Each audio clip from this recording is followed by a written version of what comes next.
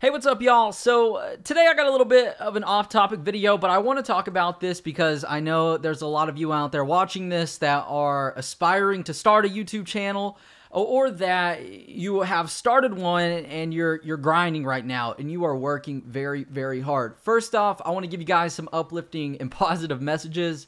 It's obvious, everybody says it, like, don't let somebody tell you that you can't do something.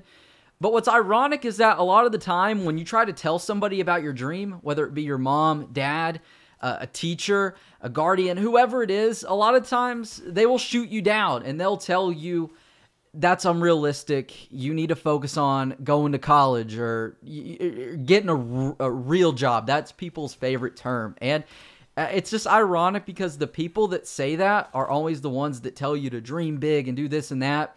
And then they're also the ones to shoot you down. And in some cases, I can understand that, like, maybe it's for your best interest and they're looking out for you and they don't want to see you fail.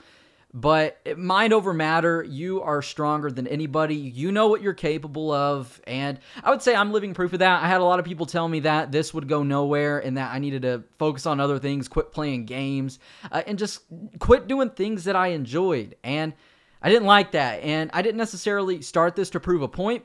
But I did it because it was something I was determined to do, and it was something that I personally wanted to do. I did it for me. I didn't do it for anybody else out there. And I do want to say, too, it's always funny to think that when you tell somebody, like, I want to be a millionaire, that they'll either laugh at you and like, dude, you're full of crap. No way. Or they're going to tell you that you can't do it.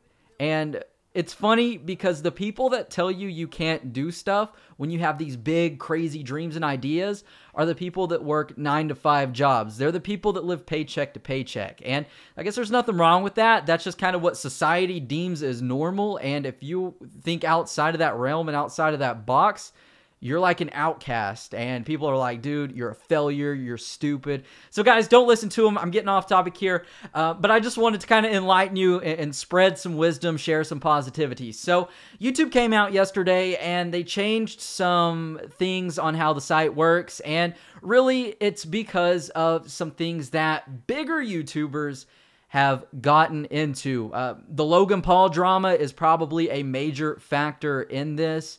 And everything that went down with that. I'm sure you guys already know by now. I'm pretty sure the whole world knows. So it's possibly a repercussion of that. And really just as a result, smaller channels are getting the worst end of this. So basically, YouTube rolled out this system now to where if you want to make money on your videos, if you want to be able to monetize them and actually make money, you have to meet some requirements. And there's always been some sort of requirements, but now they've changed it up, and at first I was kind of upset about it, even though I wasn't affected by it. I still remember what it was like starting a YouTube channel way back in 2012 and how hard it was, and I'll never forget that. That's why I'm so thankful for you guys when you come back and watch every single video. But these requirements now are 1,000 subscribers and 4,000 hours of watch time, which is equivalent to about 50,000 views in one whole year. So you've got 12 months to meet these requirements. If you don't fulfill them, you will not be able to monetize your videos or become a YouTube partner, I believe. So let's weigh out the negatives and the positives of this, because YouTube didn't just do this for no reason. It's there. Like I said, it's possibly the repercussions of the Logan Paul drama, and just maybe it's something they've had on the planning board for a while.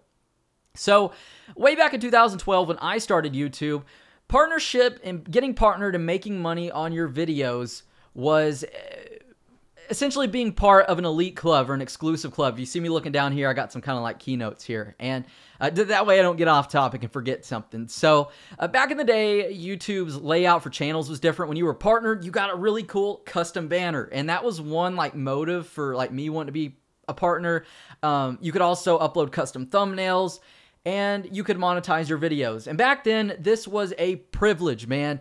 Working for this and just being a partner was something you could be proud of, and it still is. You have to put a lot of work in to get to this point. You did then, you do now, and obviously with these new like requirements rolled out, you're still gonna have to. But I do want to say a lot of creators are upset about this, saying, you know, that's messed up, taking money away from people. This is their livelihoods. And guys, I'm siding with the little guys on this as far as like, man, it does suck. Changes do suck. But in this instance, some of these changes aren't like that.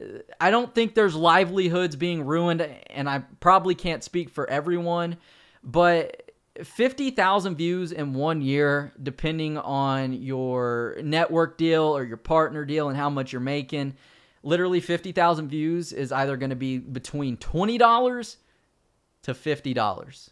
And if you can live off of that, please share me your secrets, enlighten me. I would love to know how you do that, because shoot, if I could live off of $50 a month, that would be awesome. Or $50 a year, or whatever that is, man. Like, you must be living in a cardboard box and eating crumbs. But nonetheless, I don't think livelihoods are really ruined because of this, but it's kind of a motivation killer. So I want to say that if your sole purpose of starting a channel is to make money, you are doing it for the wrong reasons. Now, the money aspect is a cool thing. It's amazing. The first paycheck I ever got on YouTube, I'd been on YouTube about a year and a half. My first paycheck was $30, and boy, was I excited. $30 from uploading YouTube videos and doing something I enjoyed. Now, that is motivation right there. But my sole purpose when starting a channel was not to just make money inevitably. The first thing I wanted was that plaque that I proudly hang over here, yeah, on the wall of my office. And that plaque is something that I wanted so bad. And to me, it represented something more than just a silver play button. It represented hard work, man hours, just dedication, sacrificing time with friends, school. I was in 8th grade at the time when I started my channel. Sacrificing all these things to dedicate it to one sole purpose and one cause and one dream, which for me was to grow a YouTube channel, share my ideas for video games and my passion with other people on the website. And this was an idea that I had way back in 2009. I was too young at the time to start, really. I didn't have the resources necessary, and it's just been a learning process over time. And literally back in like 2012 when I started the channel, that thing, dude, I would get on Google, I would look at pictures, and I would just imagine that I had this. And I literally made this dream a reality. I envisioned it, and I knew that I wasn't going anywhere, and I was going to get this plaque. So the money aspect came, and over time it grew for me and my channel. It's been a snowball effect. I never just blew up overnight. Over the years, it's just steadily, like a snowball rolling down a hill, just gotten bigger, bigger, and bigger. And what I want to emphasize to you guys, I've talked about it before, is originality. Originality on your channels is key. And that is going to play an integral part on your channel being successful. So 1,000 subscribers in one whole year might seem a lot to you guys, or like a lot, but with original ideas, marketing the right way, utilizing tags, your descriptions, your titles, your thumbnails that you can't necessarily use anymore, but being just original will play a vital role in this, because that's what allows you to stick out from the crowd. Networking, guys, it is possible. Even 1,000 subscribers, if you're starting a channel, within 1 month is possible. 1 week, that's stretching it, but it is possible. So guys, what I want to say is don't give up. 50,000 views in a year, that is possible as well. All it takes is one video to get you to that point. And the downsides to this, we've kind of got some of the good sides out the way, and I want to say this is a raw, unfiltered video. I'm not going to edit, cut it. I just want to be 100% honest with you guys. So there are some downsides to this, which unfortunately do suck. And it's that you guys, smaller guys out there who don't reach these requirements, lose the ability to use thumbnails in videos, which thumbnails, I would say, are a major reason why some videos do so well. The ability to live stream. Some people like to just live stream, and that sucks as well. And I believe this is something that was removed. You guys might be able to correct me, and I might be wrong about this. And 10-minute videos as well. So the 10-minute video ones really don't matter unless you've got like a high-quality series, or say you've got family videos you're uploading to YouTube for your family to see and share. It sucks that you'd have to like split those into two and you couldn't upload a 20-minute video. But some of these things, depending on what your goals are with YouTube, should not be motivation killers, and what they should be is actual motivation. You should use these things and these tools to motivate you to get to this point. Guys, short-term goals plays a major role in just about anything in life.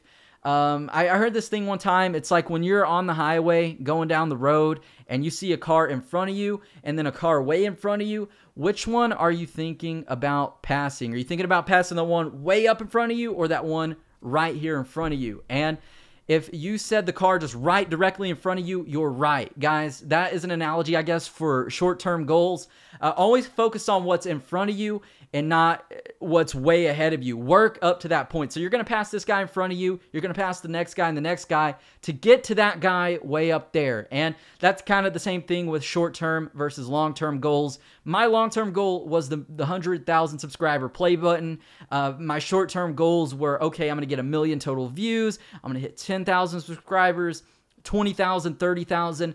And it did take time. It took me 3.5 years to get to that point, but it is possible as long as you're persistent, consistent, and you just strive to be better with each and every video. So hopefully I shed some light and positivity on this very dreary subject that many people seem to be upset about. You guys watching this, if you just started a channel or if you have started one and you are on the grind, you are the future of this website, and you guys have what it takes to make it. And I believe in every single one of you. So thank you guys for stopping by the video. If you have any questions, I check out and read every single comment. So feel free to ask away.